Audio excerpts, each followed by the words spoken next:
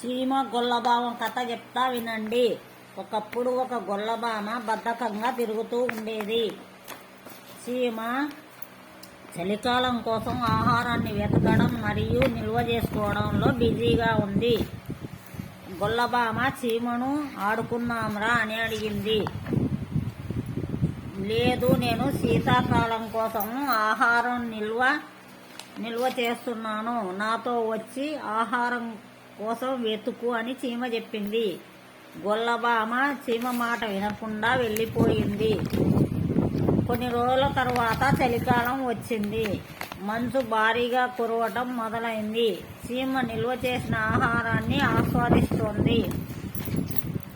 గొల్లబామకు ఆకలి వేసింది, కానీ తినడానికి తిండి లేదు. దానికి బయట ఆహారం కూడా దొరకలేదు. అది చీమ దగ్గరకు వెళ్ళి ఆహారం కోసం అడిగింది. చీమ ఆహారం ఇచ్చింది మరియు ఇక నుండి తనతో కలిసి పని చేయమని గొల్లబామను కోరింది. అందుకు గొల్లబామ అంగీకరించింది మరియు వారు ఎప్పటికీ స్నేహితులుగా ఉన్నారు. నీతి: కష్టపడి పనిచేయండి మరియు భవిష్యత్తుకు ప్రణాళికలు వేయండి.